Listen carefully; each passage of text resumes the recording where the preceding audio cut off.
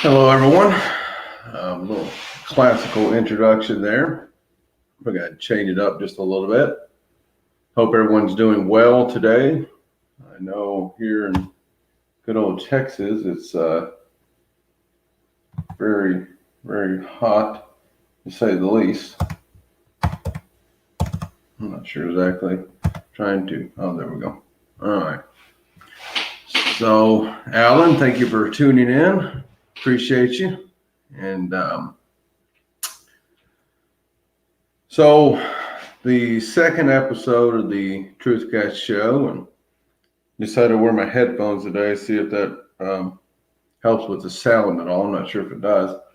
But last week we went over the proposed location and dating of the Garden of Eden, and that of the emergence of agriculture and domestication of animals, farming and ranching, I guess you could say, over there in the Zagros Mountains, bordering Iran and Iraq, going up into southern Turkey. We also kind of examined the possible date and location of the altar of Noah there at Göbekli Tepe. And I chose to go ahead and kind of backtrack to look more from the creation standpoint and that of the evolutionary standpoint, from cosmic evolutionary process down to the animal evolutionary process here on Earth, and look at it from a divine perspective. And there's actually a book that I highly recommend any and all people to read, and that is The Science of God by Gerald Schroeder, I believe is how you actually pronounce his name. Unfortunately, he's an older gentleman. He graduated from MIT with a doctorate in physics, as well as a degree in biology. Very brilliant guy. He passed away back in 2015, unfortunately. I've read this a few times. I just love soaking up the information. And he also has a few other books. And so he proposes some very interesting things that I will actually derive some of his thoughts on evolution from a divine perspective into today's show. And he has several different interesting things. Some of it's very difficult to comprehend, to say the least, especially when you get down to the subatomic level. But it's still very interesting to kind of get that scientific approach to the biblical narrative.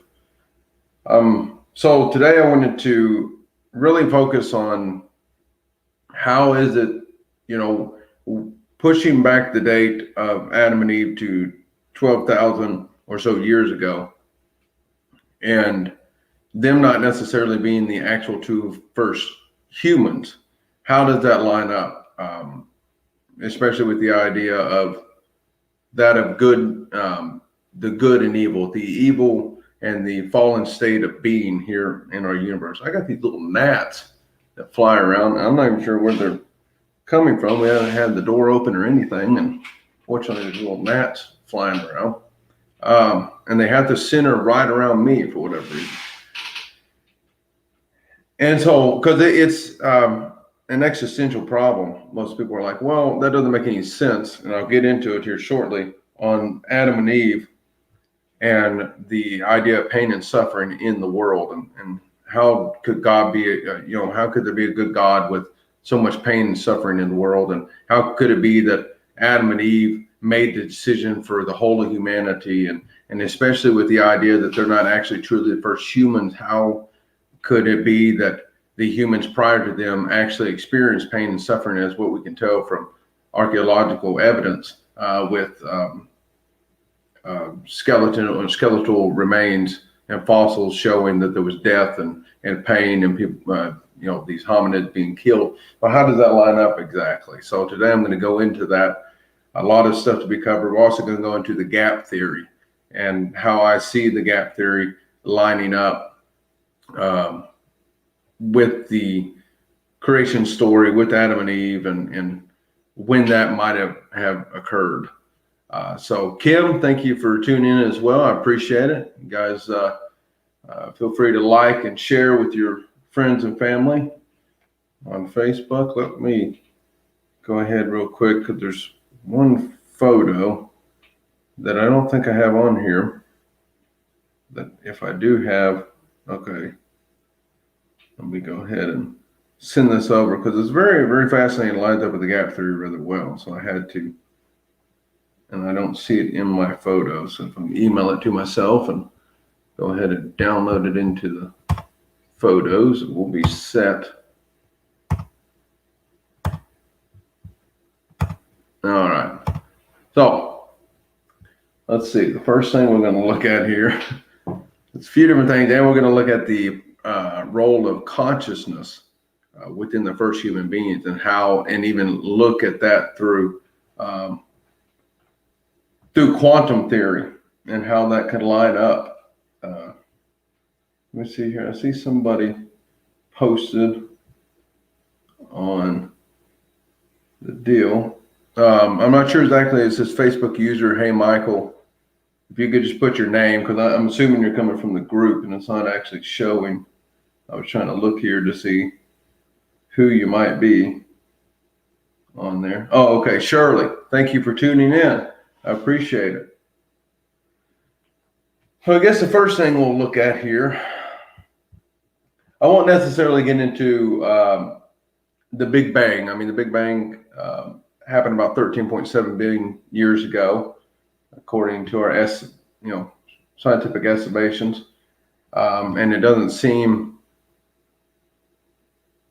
it's hard for scientists to explain. For the longest time, scientists believed that the universe was actually eternal, and then come to find out from Hubble's observations back in the 1920s, that was not the case. It was actually, there was a beginning, and that correlated perfectly well with the biblical narrative.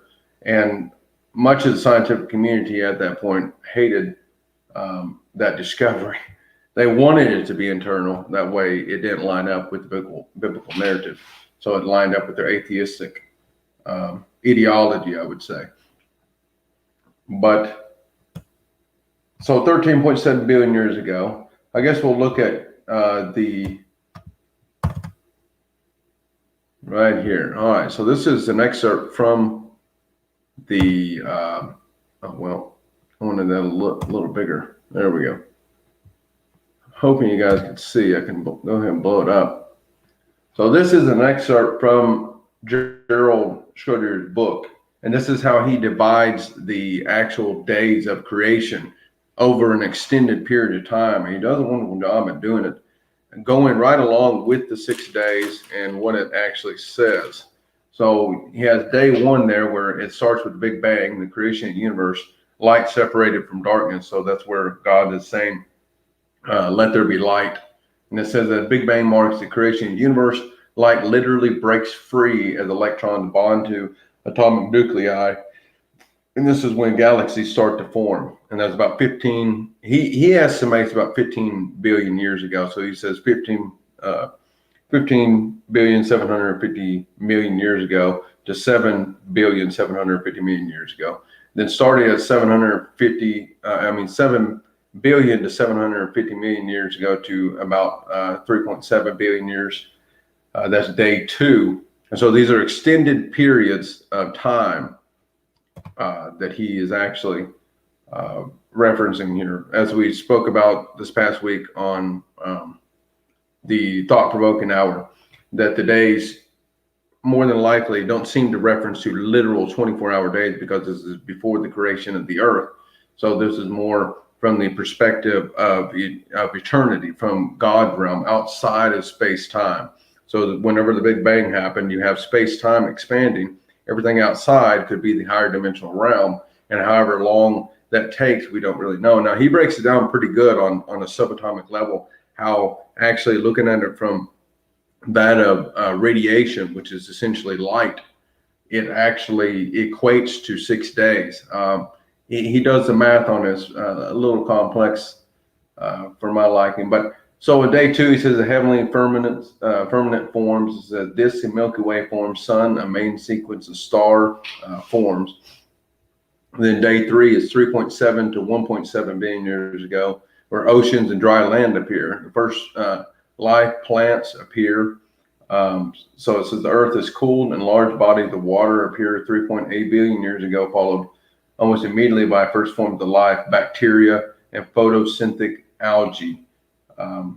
So that's where it talks about plant life. He equates that more with algae and the emergence of bacteria that ultimately go on to form the plant and tree life. Yeah, carbon dating is sort of a bad science. This isn't actually necessarily based off of carbon dating. Carbon dating only goes back to, I think it's 12,000 years, 12 or 15,000 years, and then it begins to break apart after that. They do, I believe it's radioactive dating. And they also, whenever they do a lot of the rocks to be able to figure out age, they take the rocks and they break them up and they create metallic crystals in certain formations. And they have calculated that the earth has kind of flipped it on its axis about every 300 or so thousand years. And what they do is they base it off of that, and how those metallic crystals almost do like a fingerprint. It circles around, and then whenever the earth flips, it actually begins to form the other way around. And that's how they calculate a lot of the age of the rocks, of how old they are, by the formation of those metallic. I believe they're the metallic or magnetic. I can't remember exactly what it was. Crystals that form inside the rocks. And so these are estimations of time duration. I mean, once it gets back into millions of billions of years, it's hard to definitely get precise, but these are estimations on that end. And so it says on day 4, it's 1.7 to 750 million years ago. It's the sun, moon, and stars become visible. So instead of actually created, which it actually doesn't use the word created, it says made, which is a different Hebrew word. I can't remember exactly what it is, but it's a different Hebrew word that means to form out of what's already existing. So he took it as at this particular moment in time, the Earth's atmosphere becomes transparent. So there was cosmic cloud dust, I believe is what it was, that was surrounding the Earth at that particular time from the early creation period. Photosynthesis produces oxygen-rich atmosphere. And then from day 5, it's 750 million to 250 million years ago. First animal life swarmed abundantly in waters, followed by reptiles and winged animals. This is where we see the first multicellular animals. Water swarm with animal life, having the basic body plans of all future animals. Winged insects appear. And, the fascinating thing is if you actually look at the creation story on day 5 and 6, where it has the land animals appear, and it also has water life appear. It actually says that the earth brought forth. And so the earth was already built with that program, so to speak, with that process within it. It says that it brought forth. So it doesn't even use the word created. It uses that the earth brought forth. These kind of correlating with the scientific evidence with that of evolution. Of course, this is more basing it off a divinely inspired evolutionary process, that it is not something that randomly happened. And there's no evidence to even begin to suggest that it's random, the evolutionary process is somehow random and randomly mutates and comes out with conscious human beings. That's near absolutely impossible to do. And there's many mainstream scientists that come out and said that exact same thing. One of them, I can't remember exactly who it was, said maybe, I can't remember who it was, said that the likelihood of, well, even the first cell to come into play just randomly was like a tornado going through a junkyard and coming out with a fully built 747. It's just so unlikely. It's insane. I can't remember if that was the first cell or if that was the first DNA structure. I know with DNA is very complex, that the co-discoverer of DNA, which was Francis Crick, he said that there was no way that DNA could have been designed. And this is all a wholehearted atheist. He said that it was more than likely seeded here by aliens. That's what he had stated. A devout atheist said there's no way that DNA could have been produced by random chance, that it had to be done through some intelligent intervention. And he claimed it was aliens that had done it. So day 6 to 250 million years, and he goes to approximately 6,000 because he believed that Adam and Eve, he goes based off of a straight, direct interpretation of the genealogical record, which stemmed back to 4,000 BC, so about 6,000 years ago. He believed Adam was created, and that's when we see the first civilizations appear and we see written language, and he believed that correlate. But as I said last week, as I pointed out, that it seems to imply the introduction of agriculture and domestication of animals, which put it way further back than that. So there would be gaps in genealogical record. But it says land animals, mammals, humankind, massive extinction destroys over 90% of life. That was at 250 million years ago. Land is repopulated, hominids, and then humans. So just a little excerpt on that end to give you a little idea of what he proposes. It's very fascinating, and I really like how he lays it out.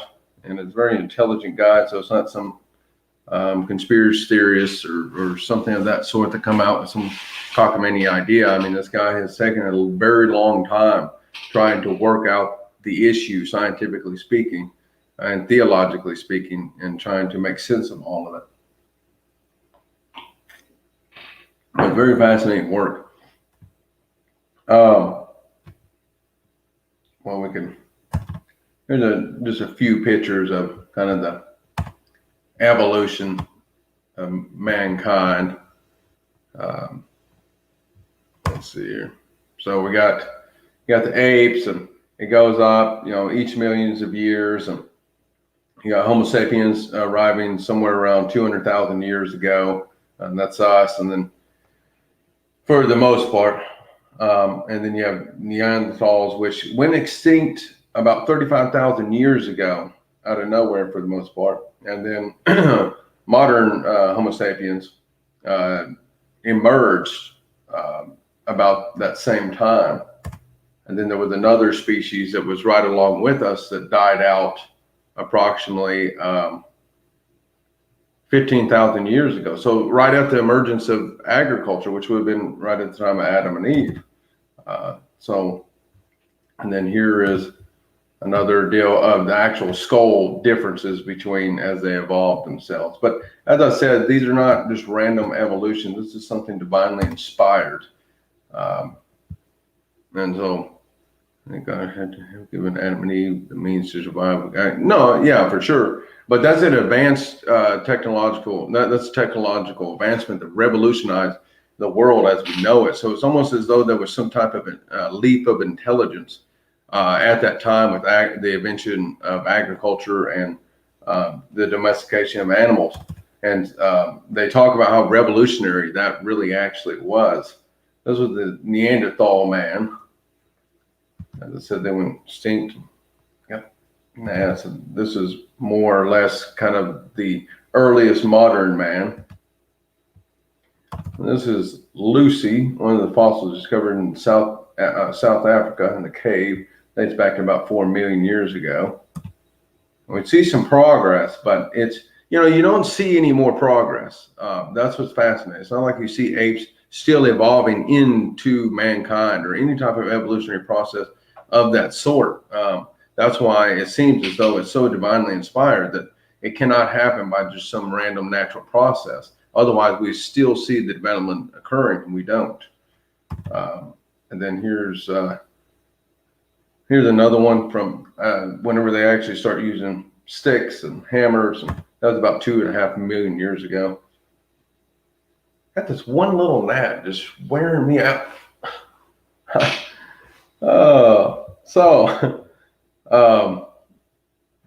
Now the thing I want to look at here, well, and here's some cave paintings, just for grins.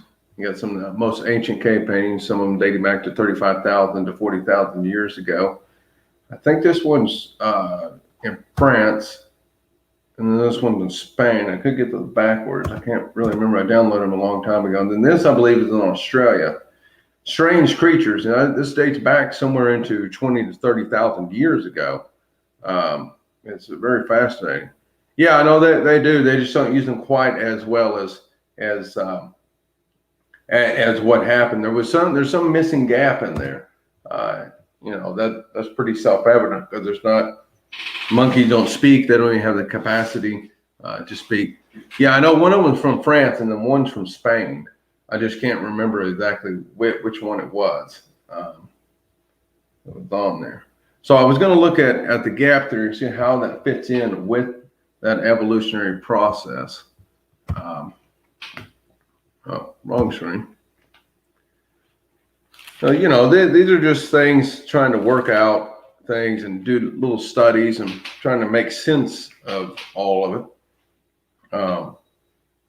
And it's always good to work things through and just, instead of just taking things as is, that's how people get led astray and get wrapped up in, certain ideologues and become possessed by them. And you end up turning out like Antifa or some of these, radical believers that say very strange things. So it's always good to take a rational approach to things, kind of look at it and examine it. So I was going to look at it. It says, in the beginning, God created the heavens and the earth. The earth was without form and void, and darkness was on the face of the deep, and the Spirit of God was hovering over the face of the waters.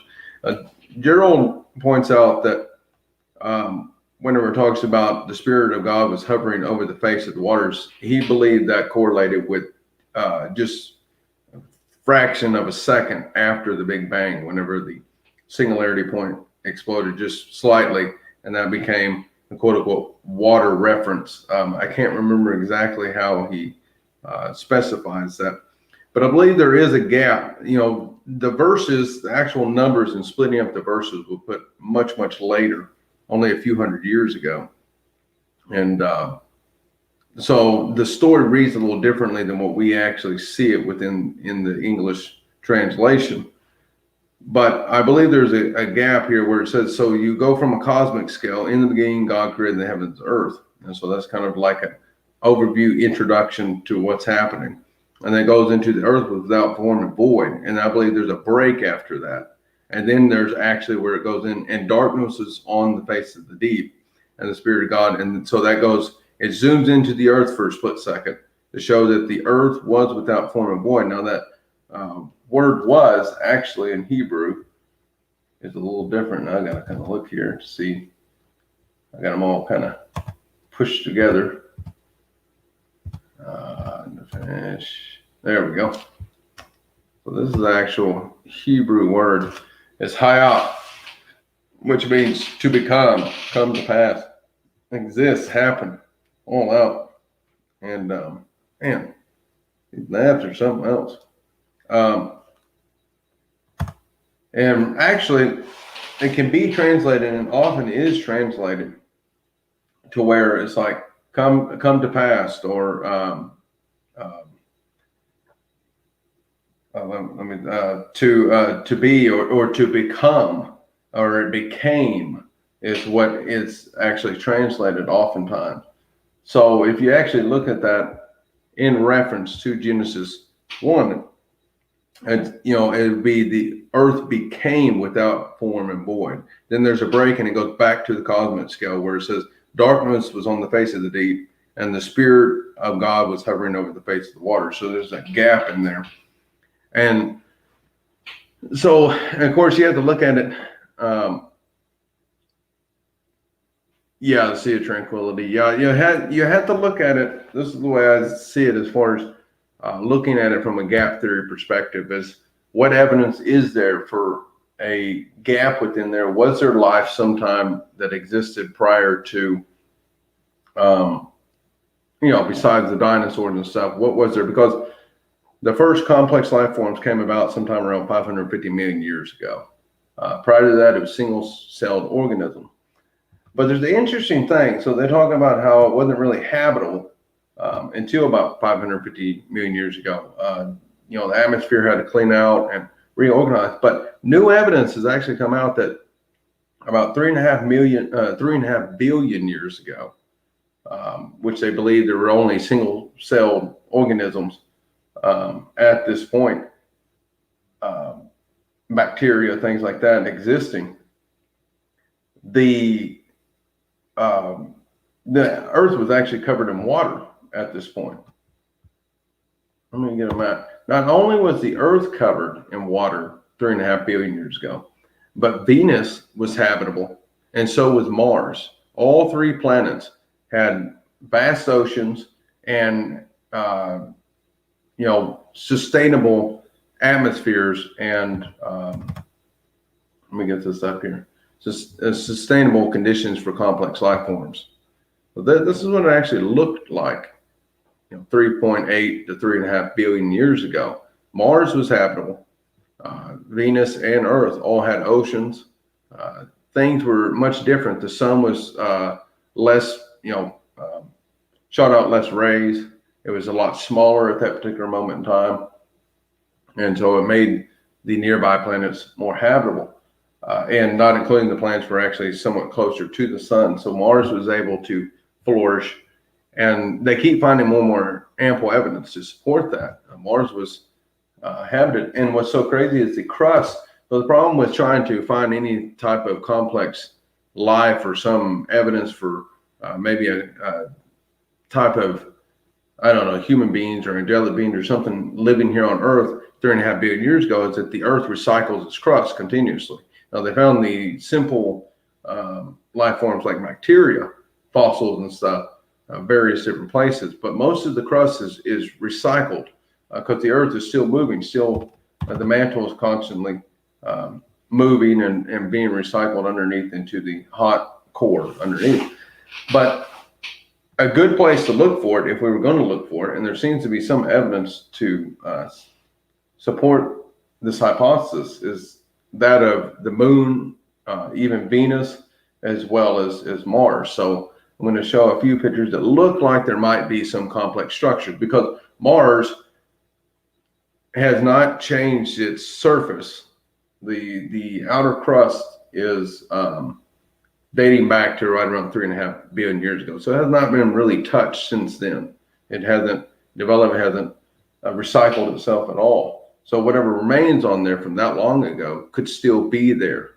So these are some of the shots. Some of you may already know them, I would imagine, from different shows.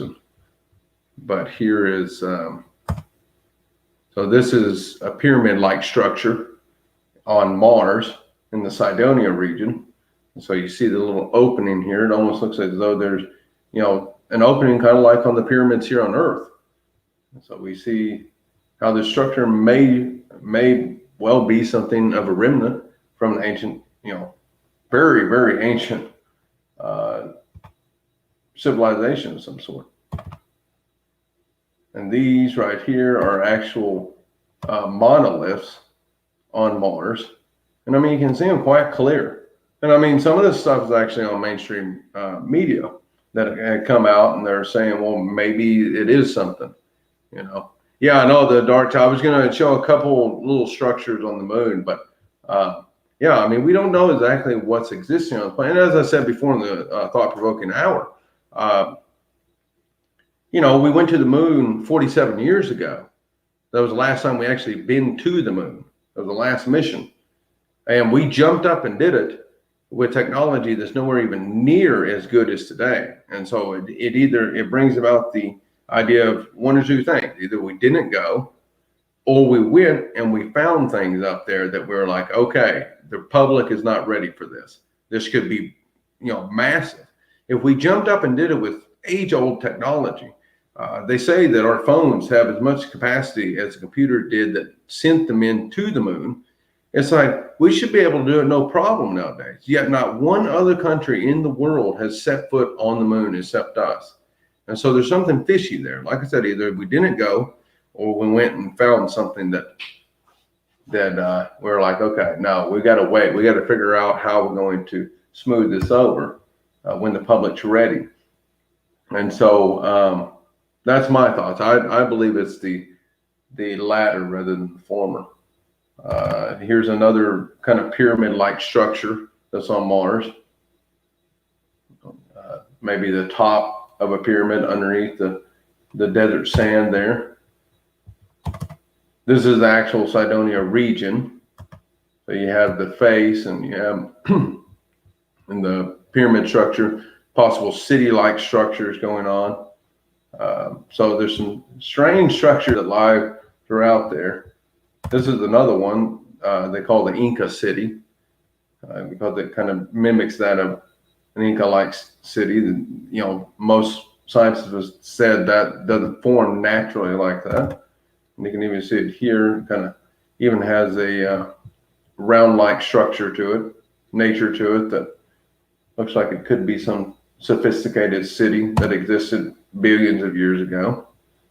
These are some structures on Venus that some people have believed satellite images from one of the orbiters of Venus had captured. They believe that are not natural formations that make it look like there's some old structure from a long time ago, which would have been 3.5 billion years ago. And here's some of the structure from the moon. This is one of them. It kind of looks abnormal. It doesn't look natural in its formation. And then another one over here. And there was actually an article that come out, I believe it was on The Guardian, just a few years ago, stating that, if we were going to look for ancient life that may have existed a long time ago, the moon is one of the primary places to look for. So here's another structure that was over here trying to hit this little net that had recently been photographed on the moon. So there's all sorts of different things that, there's no telling. It'll be interesting as it goes along what they end up discovering. And so, did the wrong one. So we can see how the gap theory might fit in at such an extended period of time back in the past, at about 3.5 billion years ago. All of a sudden, something chaotic happened, and it became, void and without form. Then it goes back to that cosmic story within Genesis 1 and begins the evolutionary process that we know of today. It's very fascinating if that may be true. Wax on. And so, but we looked at the deal, and not including the fact that in Genesis 1, we also see, not only do we see the gap there of becoming void and without form, but we also see the word, the Hebrew word, get around here, right here to, so mala or male. Let me go ahead and get this back over here. It's Hebrew word, mala or male, which means to fill or be full, but it also means to replenish. And that's where we find here to replenish, used a few times. And some believe that that's actually the correct translation. And I believe that is actually used in the Hebrew Bible, if I'm not mistaken, is that of replenish as a translation. So it's saying replenish the earth, maybe speaking from that 3.5 billion years ago, whenever there was perhaps a sophisticated society that was existing, maybe even on a astronomical level, as far as interplanetary from Venus and Mars, and there's no telling. We're not sure. That's a great mystery for sure. But it seems as though that could fit into that scenario. So it's they say that that's replenished whenever God tells the humans that He had just created to replenish, refill the earth from its initial chaotic state, beginning that process back over again. Let's see. So that's that look at the gap theory and breaking down the evolutionary process within the biblical narrative. I wanted to shed light on that because we were talking about the Garden of Eden, Adam and Eve last week. And so that brings us back up to, so we see that there were other hominids, there were, other human-like species that were existing prior to Adam and Eve. So where does that put us exactly? Now, I thought a long time on this to try to figure out how that would all fit in and play itself out. And what I kind of understood, and even Gerald had brought up the same thing, is that these were the very first conscious human beings. So there's a difference. It wasn't the humans prior to them were more animalistic in nature. And there's a Hebrew word that is used, it's nefesh, is, no, I think that's back. Nefesh is the word that is used to describe animalistic type consciousness. So this is the Hebrew word nefesh. It's soul itself, it's life, activity of the mind, a living being, a breathing creature, animal. That is more or less the description of the humans that lived before us. The Homo sapiens.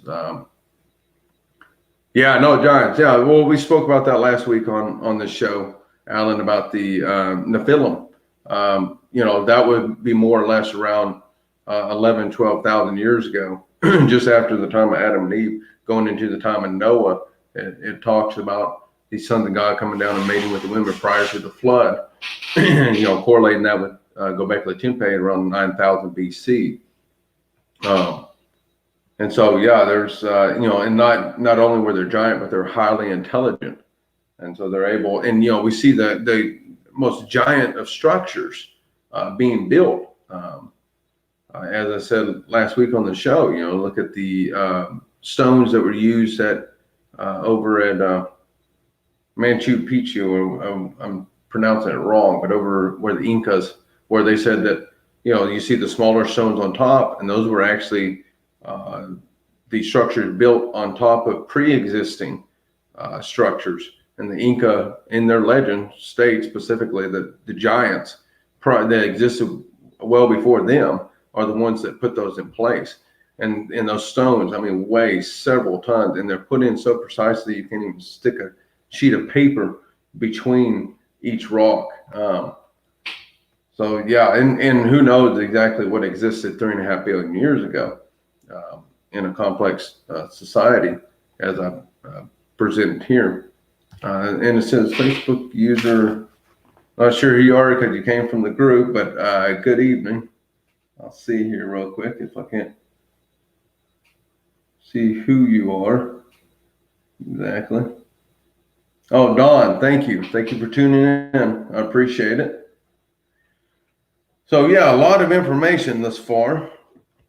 So this is the animal spirit, more animalistic type spirit that the prior humans had. And so I've had conversations with people about that before, and they were like, well, but they, made jewelry, they buried their dead, they did cave paintings, and that's all true, but it's as though all of a sudden you see such a giant leap of intelligence around 12,000 years ago with the introduction of agriculture and domestication of animal, as well as the structures that are being built, which none of that existed prior to that time. It was much more simplistic nature. And we don't understand consciousness fully, at least on a scientific level. I'm about to go crazy with this little gnat. These things, they don't stop flying. They never land, so you can't really get them. You got to be real precise, like Mr. Miyagi with the chopsticks. I may or may not have gotten them, but goodness gracious. Okay. So we don't understand consciousness necessarily, exactly what it is and how it works. And we see dogs, we see monkeys and stuff. They can even look in mirrors. Monkeys and dolphins can look in mirrors and see themselves and kind of understand that. But how consciousness actually works on an elevated level, we're not certain. And because we can say our phones are highly intelligent, the AI system is intelligent, but it's still not self-conscious. It's still not conscious like we're conscious, but yet it produces amazing feats. It does amazing things. Even the humans that lived here prior doing the cave painting stuff, they did amazing things, but I believe they weren't necessarily truly fully conscious like Adam and Eve were. That's a different level of consciousness. And I'm going somewhere with this, of course. What they had, and it's actually spoke of in Genesis chapter 2, where God breathes the breath of life into Adam after he creates him. And that is, actually I went too far. That is the neshama in Hebrew. So this is a different word. This is not the same. This is breath, spirit, spirit of man, inspiration. But if you actually look at Strong's definition, it's divine inspiration, intellect. It's the soul, the spirit. So this is a more heightened level of consciousness compared to that of the nefesh. And that's also what Gerald points out as well. That's often used to represent the rational mind, the intellect. It's a similar thing of what I've spoke about before in the Greek, the word pneuma being represented in Revelations as it gives the image of the beast that I believe is going to be AI system, the pneuma, that gives the conscious mind, the rationality to be able to process things differently. And I believe that's what happened because they ate the fruit of the knowledge of the tree of the knowledge of good and evil, and their eyes were open. So they already had the neshama, and so they had somewhat. This also brings another issue within. I've had debates with several different atheists on this idea that they're like, well, God told them not to eat between the tree of knowledge of good and evil and the tree of life. And if they weren't really truly conscious, how at that point in time, how did they know not to necessarily go ahead and eat that? They were ignorant. They're stupid at that point. But I don't believe that's. I believe that's undermining the scripture. That's not a correct interpretation. That's not necessarily what it means. They still had somewhat of an idea, a sense of morality. They had the command of God telling them not to do that, not including the fact that they had the responsibility to tend and keep the garden. So that would have to, it implies somewhat of a sense that of responsibility and that of someone at least having somewhat of a heightened sense of consciousness to begin with. I believe when they ate the fruit, what it did is it drastically elevated their level of consciousness to such an extreme of that of instant gratification. And I even had some people tell me, it's like, so God just wanted to be stupid and live in the Garden of Eden like apes and be fed grapes. It's like, no, that's not the case at all. I believe that what would have happened, because they were walking with God in the garden, they had a very unique personal relationship with God at that point. They would have grown in knowledge over time, the process of an evolving, transformative mind in the right direction. Learning they went the instant gratification route, getting the instant knowledge rather than obeying God and walking with Him and growing in that knowledge properly, maturing properly. They would have continued to mature, and I believe the Garden of Eden's effects would have ultimately echoed outward. They were given free will, and well, they had somewhat of a sense of morality, I believe. Otherwise, they wouldn't have had the responsibility of tending the garden. So they had to have somewhat of an idea of what was wrong. Otherwise, then they really wouldn't have been given free will. If you don't know what is right or wrong, then that's not necessarily free will. God had told them, do not eat from that. It's bad. It's not good. And they had the responsibility to tend in the garden. So there has to be somewhat of knowledge of morality, but on a much smaller scale than what we know of today, of course. What this did is it literally opened their eyes and made them see the world in a completely different way. And that word let's see. Hebrew is pakah in Hebrew, which means to open. What's interesting, it says figuratively to be observant. So they were a little bit more in a childlike state, but not entirely, because they were able to have responsibility of tending the garden. So it wasn't like they were fully childlike. They had to have somewhat of a sense of morality. And some of it was from the temptation of from the serpent as well that caused their fall. But it was also, Eve even knew that it was wrong, and she stated that it was wrong to eat of the tree. Of course, she overemphasized and said not to touch it either, so she added on there. But I believe that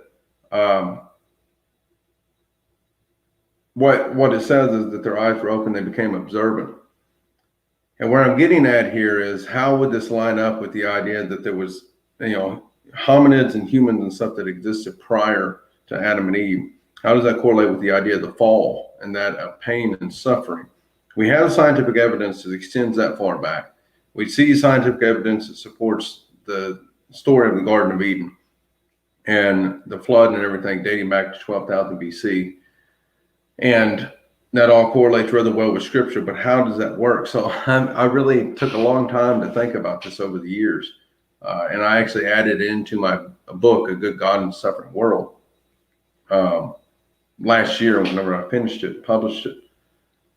And so I didn't go as far as what I have at this point. And so I believe not only did the elevated conscious state of Adam and Eve not only affect future generations, but it also affected the past. And that's kind of a wild idea, but there's actually some scientific evidence to suggest that found within quantum physics. And so we had the double slit experiment where they were shooting electrons, and they started figuring out that it comes out wave-like, and it doesn't actually turn. It has that wave particle duality to it, so it's very complex, and we still don't fully understand what's going on there. But it's not until you observe this function that it becomes a particle, that it actually it actually fits into a position. Otherwise, it's pretty much chances. It's opportunity, potential. Not until you observe it, not until you calculate it, that it actually pinpoints where it's at. Not including the fact that when you observe the particle and its spin, whenever you actually pinpoint what the spin, calculate what the spin of that particle is, that particle will have a certain spin, and it will simultaneously, instantaneously affect a particle that could be billions of light years away on the other side of the universe at that same time. And Einstein hated it. He called it spooky, spooky physics or something of that. It's something of that nature. It was ghostly because it traveled faster than the speed of light, and he's the one that really focused on the idea of the speed of light with his equations, general relativity and special relativity, and so he didn't like the idea at all. And so he came up with some different explanation, but it was later proven wrong, and I believe it was the 70s or 80s. So what's fascinating about that is not only are these particles, it takes an observer, a conscious observer, to activate these particles into existence. Otherwise, it's potential. Everything's wave-like. It's pretty much in a state of chaos. It's not until you observe it that it manifests reality. And this is well documented at this point that, and Einstein hated the notion of this as well, because he didn't like the fact that if he wasn't looking at the moon, it wasn't really there. It's not until you observe something that it actually becomes real. That's how crazy and quirky our reality that we live in really is. Not until you observe something that it actually becomes physically real. Otherwise, it's in a wave-like state, and it's just potential, it's chaos. And so, these particles, it's called quantum entanglement. They're connected. All these particles are connected throughout the universe. So you affect one particle here, it can affect a particle that is literally 13 billion light years away instantaneously. What's fascinating about that, though, for me, is the fact that you're not just talking about distance within space, but you remember space and time are connected, space-time. And what that says is that not only do you affect that particle 13 billion light years away instantaneously, you actually affect it 13 billion years into the past. Now, trying to wrap your mind around that is very difficult, because you're like, okay, that doesn't make any sense. But that's how wild our universe really is, our reality that we live in. So it takes an actual conscious observer to manifest reality. And so what I propose, and of course, these are just hypotheses, of course, it's not necessarily legitimately like, yes, it's a fact. But what I propose is the fact that Adam and Eve were put here in the Garden of Eden at a particular time by God. And that place pretty much is the only thing that existed, at least maybe not universally speaking. I don't know exactly how that would fit in. I've been thinking on that and trying to figure that out as well, but on a cosmic scale, but at least on Earth, since they're the only two conscious observers at that time, that means that the reality only exists within the Garden of Eden. Okay. These gnats. All right. Until they became conscious, fully conscious, that's when not only did they affect that choice, and it's pretty interesting, because what it is the tension and calculation, but it also implies that of choice. So when you choose to observe something, that's when it becomes real. So it's as though God had purposely put the tree of life and tree of knowledge of good and evil, not only for them to seek to obey God necessarily and execute free will, but it also determined the state of being here in the universe for future and past generations. And the reason I'm saying that is because whenever they did that, I believe that's when existence became real. The state of being actually became real. So the earth, both future and the past, became real from that initial state of Adam and Eve choosing the tree of the knowledge of good and evil, that of instant gratification. And they became open, they became fully conscious, and they affected both the future and the past. Now, how you affect the past as well, as I've already said before with that of quantum entanglement, it not only affects, it's called what's called retrocausality in physics. And you can look this up, and it's the idea that future choices and future things can also affect the past through those particle entanglements, through the quantum entanglements. It can actually affect both the future and the past. So my idea that I'm proposing is that at 12,000 years ago or so, approximation, that whenever Adam and Eve chose that tree, not only did they make the future real and come alive and make that into reality, but they also made the past alive. So all that past suffering that occurred with what we see on the scientific, archaeological evidence that's presented with the death of the Neanderthals and all the previous animals and things like that, they didn't even exist until the choices of Adam and Eve actually ate. Then everything else became real. That actually became into reality because you had two conscious observers who actually make it into reality. If there's not a conscious observer, the universe is not even real. It's just is in a constant wave-like state. Not until a conscious observer actually looks, observes, and gives attention to reality that it becomes real.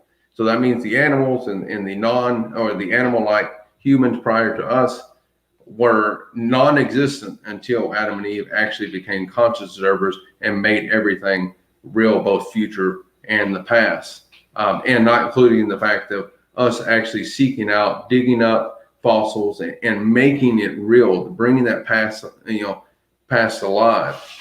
And so it's it's a lot of information to unpack, and like I said, they're just ideas, and I've been trying to work everything out in correlation with scripture and that of the scientific evidence we have been given, and trying to work out the puzzle, so to speak, to make sense of it. Because I've been in so many different debates with atheists and that of New Agers or other religions that, over time you're like, okay, I got to make sure you have the different points, and to really, as I said before on the thought-provoking hour and stuff, helping younger generations, especially because most of them are more scientific in nature, so to speak.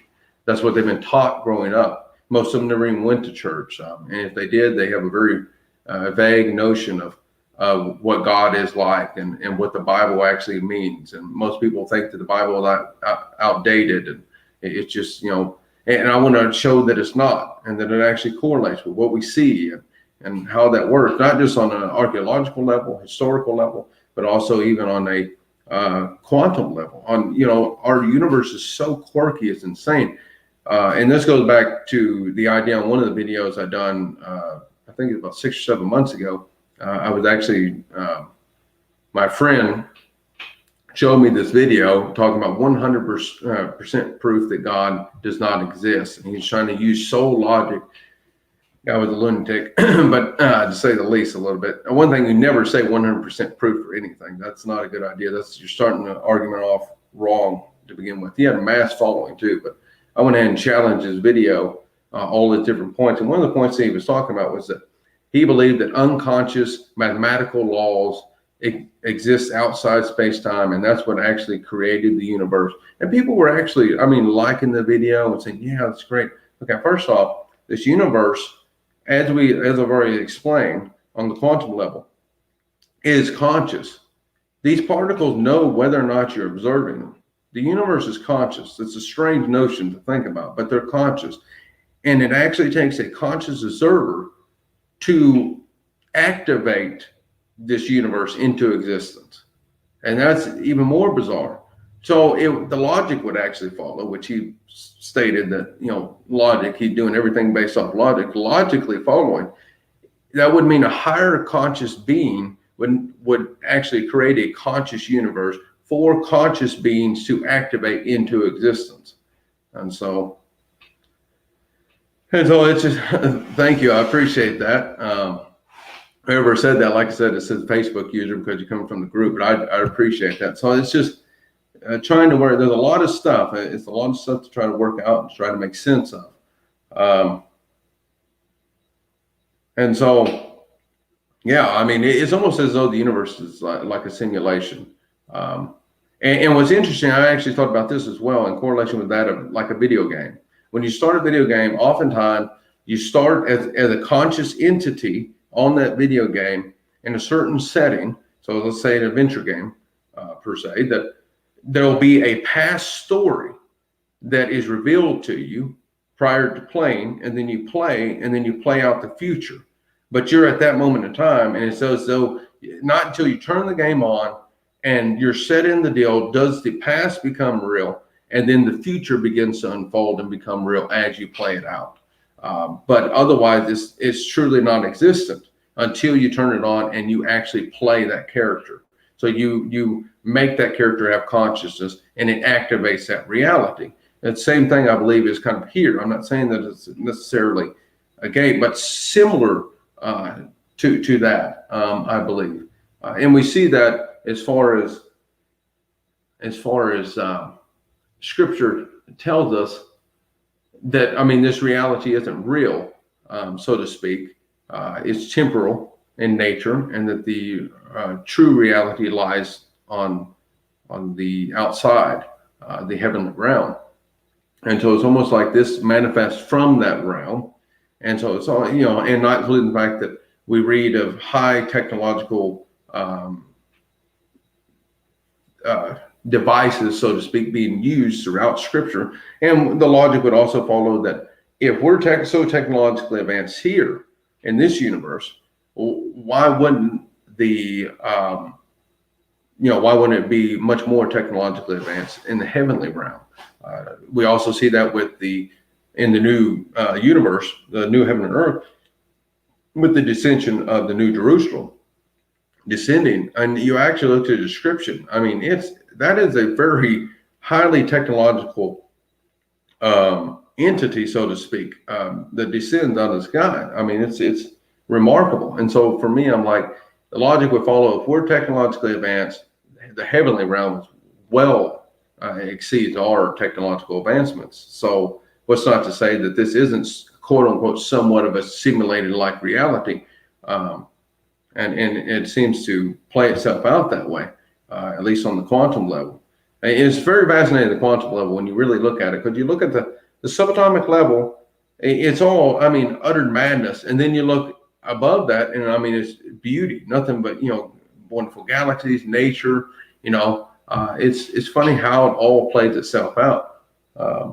I guess the games are kind of the same way, or TV, things like that. If you look at it on the small scale, you see the ones and zeros and all this stuff playing out, and then you back out from there and you see this beautiful creation that somebody has done. So some ideas, food for thought on that end, for everyone.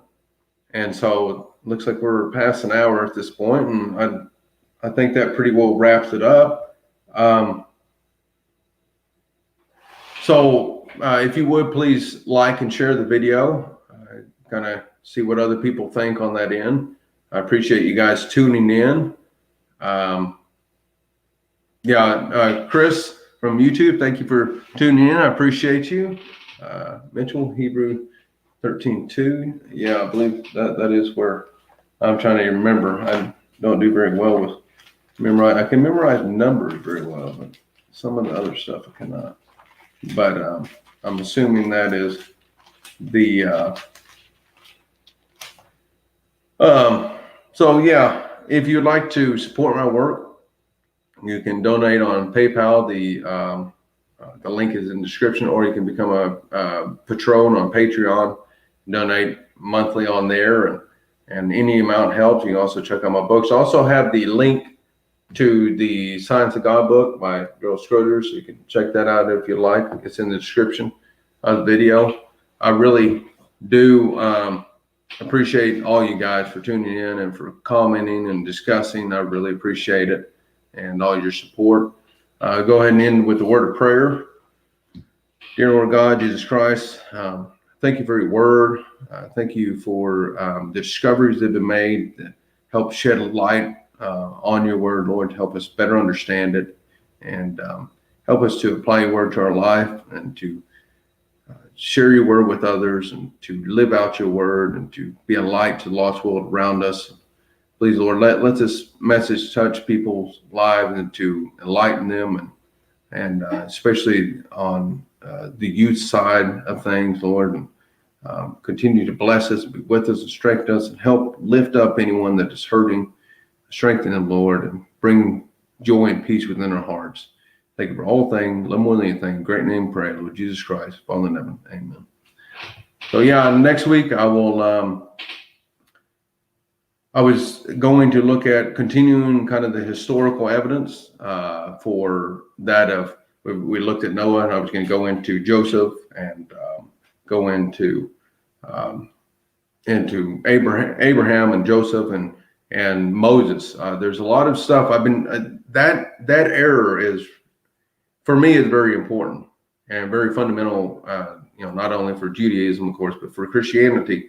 The story of Moses, I really want to connect all the dots with that. And there's some interesting things I've stumbled across over the years, and I've really been fixated on that here lately, the past several days, past several weeks, because I'm wanting to write a book, not only with the evidence I presented so far with Adam and Eve and so on, but also with that of the early biblical accounts, because there's quite a bit of evidence once you get to about 1000 BC onward of David and Solomon and Hezekiah, all those different things. As you go down the list, there's actually ample evidence in there. But prior to that, it starts getting scattered, and that's normal. As I said before, you start getting further back into history, it becomes scattered because there's some of the evidence been destroyed and so on and so on. Some of it can't be found, and it's hard, especially over in Israel. I know that it's a tough deal, especially where the temple is. Now you have the Temple Mount there, the Dome of the Rock. You can't really dig to find Solomon's Temple or something of that sort. But I've been trying to work out where Moses and Joseph and all those fit in, and I'll be presenting that evidence next week. And then, of course, I'll go into some different various things as the weeks go on. There's some other things I like to do, and that is like the dual nature of reality and that of God, as well as some various other things that I have on my mind. But thank you all again. I appreciate you. Love you guys, and have a good rest of your, have a good week next week. I look forward to seeing you on Thought Provoking Hour. God bless.